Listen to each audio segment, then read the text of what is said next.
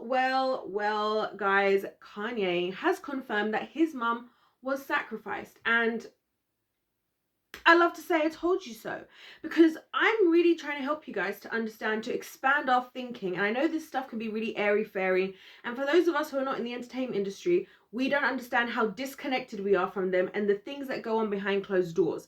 Now, there is so much to say about this. There's literally so much to say about this. So I'm gonna talk about what happened to Kanye when he lost his mum and how I feel like that has affected where he is now. I'm going to talk about how interesting it is that he says I can say what I want because they can't put me in jail. What is the insinuation taking place there? I'm going to delve into all of this stuff. So if you guys do enjoy the video, please do subscribe. A shout out to the new subscribers and people who are supporting my content. I appreciate you guys so much. I love that we're forging this open-minded, open space where we can talk and everybody can be honest. Whether you agree or disagree with me, let's talk, let's normalize being able to have respectful adult conversations. So let's start off with the fact that he admitted that she was sacrificed. Now, he didn't say he sacrificed her, he said that she was sacrificed. Interesting thing about this is that a lot of people, there's a lot of times when we talk about someone being sacrificed, and I think the assumption is that the person who's doing, the person who's being sacrificed is being killed, but directly by the person who's going to like benefit off of this sacrifice, right? But we've seen time and time again that somebody just happens to die, right? We just had this whole Takeoff situation. I wonder if this is why Kanye is speaking up and admitting to stuff, because even he's feeling the need to like explain to people what's going on here. So a lot of the times it doesn't necessarily have to be that, like, for example, Kanye stood there himself and plunged, you know what I mean, a machete into his mum or something, right? That was really graphic, but you guys get what I mean. I feel like that's the dramatic scene that people are envisioning when they think of sacrifice. It could just be that you make an agreement, you say, because we talk about contracts, guys, and I really highly recommend you guys watch my contracts playlist. I really do, and watch the video where I talk about, I think it's actually my favorite video that I've done. There's a video where I break down how contracts work in the spiritual world and how it's all about agreements and all this kind of stuff, right? So anyway, so all he has to do is give his free will, as in he wills to allow this life to die, or whoever allows for this life to be sacrificed in order for something else. Now, I find this really interesting with Kanye because after he went through this experience with his mum, I think that, you know, I actually suspected she was sacrificed from years ago. It's one of the reasons why I never really delved into Kanye's music, despite the fact I could very much see he's incredibly highly talented. Because, you know, as I've been growing older, basically just realizing, I say as I've been growing older, as I be growing wiser, because there's a difference, y'all know. I've noticed that there is more and more people basically are involved in this stuff than we think, and it's so normal. Like, it used to feel like something that was like a rare thing that some high level people were doing, and now I'm just realizing that this is more and more normal, right? So find that really interesting that like a lot of his mental issues kind of started after his mum, you know, after his mum died. Now, in the past, I attributed that to the fact that I thought, oh, maybe it's because he was completely distraught losing his mum. She seemed super supportive of him in the documentary. She also seemed to be very good at grounding him, like, you know, speaking to him and saying, look, you're amazing at what you do. You're so good, but you also need to learn how to, you know, articulate yourself better for people to understand you. You still need to be, you know, she would basically be able to help him to, you know, navigate better in the world, whilst not, and without tearing him down, which is what I feel like a lot of people do, and what triggered a lot of his erratic behavior over the last like couple of years, because it's a combination of him understanding what took place for why his mum is no longer here. And I actually think he immediately felt guilty about it. I think he was one of those people who was like, because he generally had always been more into the truth and stuff like that, which we already know from his documentary Genius on Netflix. And so I think he had more remorse than maybe he realized he was gonna have.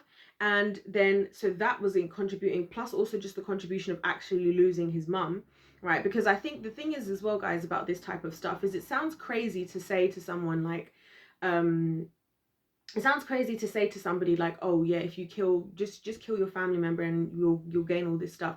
You think, no, who would agree to that, right? But let's be honest, look at the desperate times. And I always tell you guys that the enemy strikes when people are the weakest and the most desperate. The devil does not show up when you are thriving, living your best life. The devil will show up like, it's like how some people, I don't know if this ever happened to you. I'll give you guys an example that's kind of relatable, right? So you could be in a long-term relationship, right, with somebody, and what will happen is you will you guys will be fine. Everything is fine. You're not question cheating, you're not thinking of anything like that. You guys might have a little bad spell, you know, where you guys aren't really getting along, which happens in relationships, right?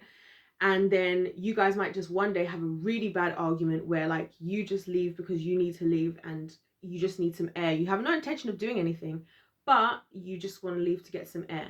All of a sudden, you know, maybe the girl who you lost, who was your high school sweetheart, who wasn't interested in you, finds you and sees you and talks to you and asks you, like, all of a sudden, like, if you're single and whatever, and or the most beautiful, attractive man or whatever swoops in and offers you to do this and that and the other.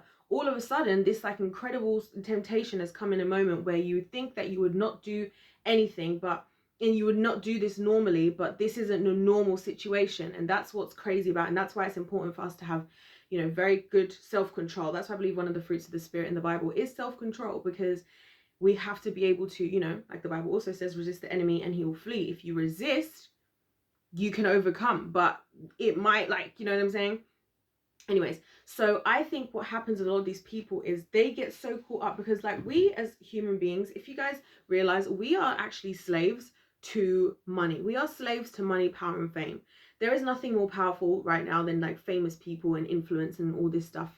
The entertainment industry is the most influential industry worldwide. People want, because those people are the ones who we then look at, right, to be as gods to us.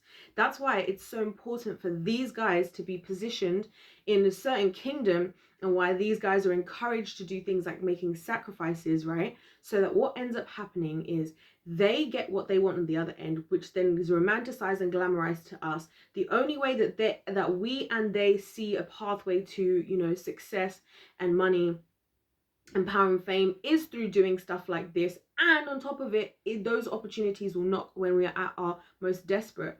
So I think it's very probable that people would do this stuff. In the moment, you don't know how people, I think we very much, I always say to you guys, if I have a toxic trait, my toxic trait is believing the best in people. And that includes me sometimes. Sometimes I believe too much the best in myself, really and truly, right? And I don't mean that in a self-deprecating way. I mean that like in a real way, right? And so I think we as humans, when we're alone in our own thoughts, in our own minds, in our own houses by ourselves and things, we would be surprised what people would think and do, and how people can rationalize certain decisions, right? People might say stuff like, oh, well, you know, I'll sacrifice her because she'll be better off and she'd be happy for me. She'd want me to do what's best for myself. And anyway, you know, she's a woman of God, so she's going to be in heaven. So realistically, you know, blah, blah, blah. It's not going to be long before I'll join. Like, you know, people will rationalize things. But the other thing I want to talk about anyway, aside from the sacrifice thing, right? But isn't it interesting how this subject is coming up more and more, of the idea of sacrifice? Because blood is this currency of the spiritual world. But I talked about that in a very previous video. Y'all should check that out. Secondly, I wanted to talk about the fact that with this whole, do I want to talk about this in this video? Yeah, I'm going to talk about it in a separate video. So I'm going to wrap this sacrifice video up, because I feel like it would be helpful in case people don't care about this topic and do care about the next thing, or do care about the next thing, don't care about this. Because I'm going to talk about why I find it's very interesting that Kanye went out of his way to point out the fact that no one can put him in jail, and what he is insinuating about all of this. But what I will say, just to kind of, you know, round off the concept of sacrifice even more, and update you, for any of you who have not heard me, this is maybe my first video of yours you're seeing, which I talk about a lot of this stuff all the time, guys. Really cool videos. If I was you guys, I would really watch my videos, because I really am giving a perspective that I'm not hearing anybody give, and I'm opening my eyes, and I'm evaluating all the different areas. I'm evaluating, you know, the scientific, the factual, the logical. I'm evaluating the creative, the creativity element. I'm evaluating the, you know, what am I trying to find here to say, the spiritual, all of them together. So I highly recommend you guys check my videos out. Of course I would say that, but anyway, on the subject of sacrifice, anyways, yeah, so sacrificing is necessary, and just the reason why the equivalent in the kingdom of heaven of sacrifice is none other than Jesus Christ. Like, this is what I'm saying to you guys, it's all right in front of our face, And I think in Western society, we've personally, a lot of this information has been held from us, so we don't believe in it. Why do you think it's so weird for us to talk about stuff like sacrifice, but you hear so many of these celebrities, even in their music, talking about, oh, the devil knocked at my door and I was talking to him, or I sold my soul. They say this stuff and it goes over our heads because we don't believe it's real, because we're not supposed to, because it's supposed to be used to dominate us, right?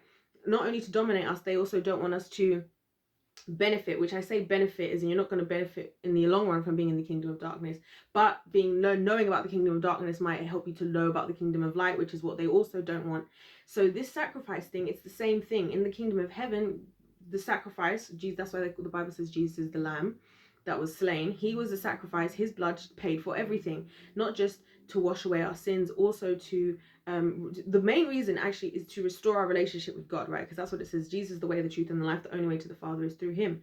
But then in his blood, he paid the price for everything, so that the kingdom of darkness cannot make contracts with us, or if they do make contracts, or we make contracts with them, those things can be washed away, because that's all that sin is at the end of the day anyways, right?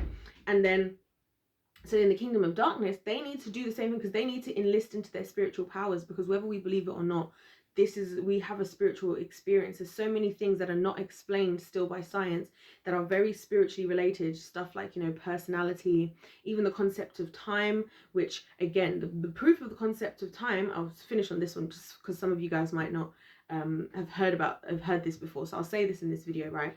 I'm going to show you how the proof of time in science is proven in the Bible, in the literal first 3 pages of the Bible. Is it the first 3 pages of the Bible, right? So basically, the law of entropy states, I've said this, guys, before, and I am, for those of you who are more well-versed in science, I am slightly, I'm summarizing it just to say I'm aware that it's a summary, in case you're thinking she sounds like I'm summarizing. So anyway, the law of entropy states that the universe is always moving from a state of order to disorder. We're always moving closer to disorder, right? And I've told you guys that my belief is that heaven is a place of total order and hell is a place of total disorder, right? And so what I believe is happening now, the fact that we do have entropy, right? So I'll give you guys an example of entropy. You're one of the example of entropy, very simple. You are dying, you are not becoming more alive. You are getting older and getting closer to dying every second, and you're not going the opposite way, right? The fact that you get older, the fact that you look older, right? The fact that if in time one, as I've been using recently this example, if you have a glass and you throw the glass at time one, there's a difference that at one point the glass was together, at one point the glass was smashed on the floor, and there is a time difference that there is there. So the fact that we go from order to disorder, right, like in that fashion, and that there's not ways to go back easily, is how we and there's not ways to go back, is how we believe in time. Entropy is one of the only things that scientists actually have to prove that the concept of time even exists in the first place, right? So think about that for a second. So how does that relate then to the Bible, and why am I mentioning this right now, right? Because what happened in the Garden of Eden, right? Think about this. When Adam and Eve ate the fruit, God had said to them, if you eat the fruit, you will die. But did they die as soon as they ate the fruit? No, they didn't die as soon as they ate the fruit. So what was God saying? God was saying, you have opened the door to disorder. What I had created, this world, this garden, which God created the garden and he put Adam in it, right? So for the gentlemen out there, the Lord's intention was always that you were not supposed to have to work and break your back to provide for your family. God wanted to give you the garden, right? And I'm using this metaphorically, but it's a literal version of whatever his garden is for you, that you just have to tend to and look after, right? Because he doesn't want his children to be doing too much, because he loves us, right? So what happened is when they ate the fruit in the garden and they opened the door to disorder, it started the clock of us moving towards disorder. That was the moment where we went from eternally not having an existence of time, existing eternally with God, to now the clock has started and we have started the journey from order to disorder, right? And even science is saying that. So can you guys get where I'm getting from with this? I find this stuff very, very interesting, right? And so that's why, that's how you can see how the world is changing and shifting. And over time, if you've noticed, the world itself is going more and more to disorder. We have not lived in a more disordered type of world, I don't think, ever ever, ever, ever. So again, but I say all of this just to say, guys, just to illustrate to you, because I want to be very careful to like hone in on the fact that like this is not just airy fairy, this is not just conspiracy theory. Like there is actual logical, scientific even explanations that line up with what I'm saying and what the Bible actually says, right? And I think it's important because we end up shooting ourselves in the foot. We don't understand what's going on. We're so ignorant, and then we wonder why there's all these things happening. Wonder why there's so much chaos, right? What is chaos? Disorder, total disorder, right? What does the Bible say? The enemy comes to kill, steal, and destroy. Jesus came to give you life and life abundantly. So that's how it works differently. The kingdom of darkness, yes, they came to kill, steal, and destroy. That is the life force of what they're doing: destruction, chaos, disorder, dysfunction, right? Doesn't that sound like a lot of our lives and our experiences? When we talk about the kingdom of light, it's supposed to be life abundantly. The fruits of the spirit are love, joy, peace, kindness, goodness, self-control, gentleness, all of these different types of things. But over here, there's already only one sacrifice needed to be made, and that was Jesus. And that was planned all along because God always knew that we were going to sin, because Jesus was already there in the beginning, right? Before anything had even gone down. But on the other hand, the kingdom of darkness it also is still a spiritual place. And earth, like our bodies, are basically just our spacesuits. Anyway, guys, I've really gone on, but I feel like this could be helpful for some people if you do watch this far through into the video. Thank you guys so much for watching. Don't forget to let me know your thoughts in the comments. I mean it. I mean it. I mean it. I mean it. I might be slow to get back to them, guys, but I always read them and I do respond as much as possible. Don't forget to subscribe, and of course, and like the video, and check out the next video where I'm going to be breaking down the significance of Kanye saying that I can say whatever I want because they can't put me in jail. God bless every single one of you, and I'll see you in my next one. Goodbye.